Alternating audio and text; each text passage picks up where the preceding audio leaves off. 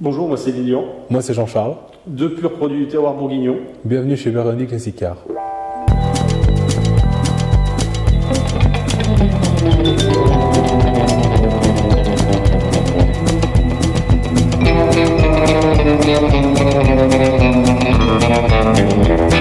Depuis que je suis tout petit, je suis rentré une fois dans une TR3, on m'a conduit. Je me suis dit un jour j'en achèterai une. Et j'ai économisé assez de temps pour pouvoir me l'acheter.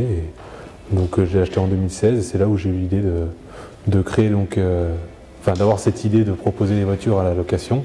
J'ai présenté ça à Lilian un an après, même pas. Oui.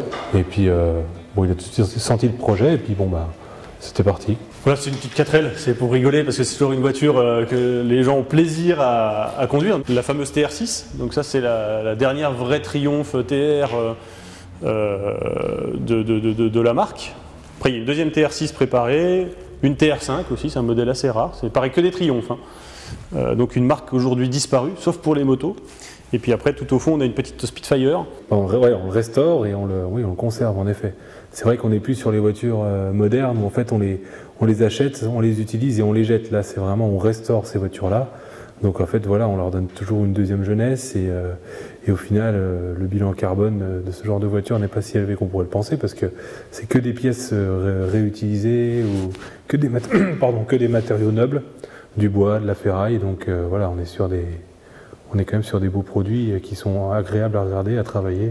Nous, tout ce qu'on prend, on le refait. On ne prend pas des choses neuves. Le bâtiment, il est encore d'ailleurs dans un état où il y a pas mal de travaux dedans à faire, à effectuer. Après, voilà, comme les voitures, mais on ne veut pas partir d'une feuille blanche. On veut déjà une base, quelque chose qui a été utilisé, qui a une âme, une vie.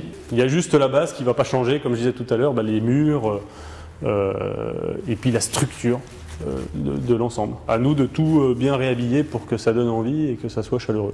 Avec l'atelier sur la gauche où les gens pourront deviner en fait les visiteurs pourront deviner les personnes qui travaillent sur les voitures de l'autre côté.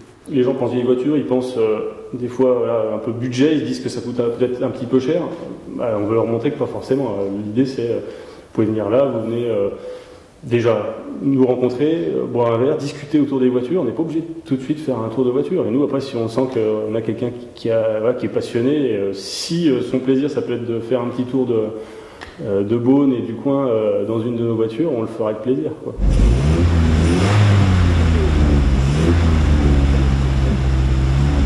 On est quand même dans un état d'esprit moins aseptisé, c'est-à-dire qu'on entend le bruit du moteur, on n'a pas forcément besoin de mettre de musique. Alors évidemment, ça ne plaît pas à tout le monde, mais je sais pas, ouais, on est derrière un volant, on est derrière une voiture qui est chargée d'histoire, qui parfois fait de la compétition et tout.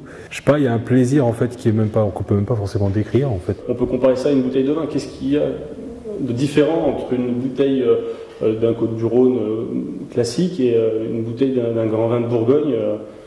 C'est toujours dans les détails, quoi. Mais après, il y a des gens qui vont savoir apprécier ces détails.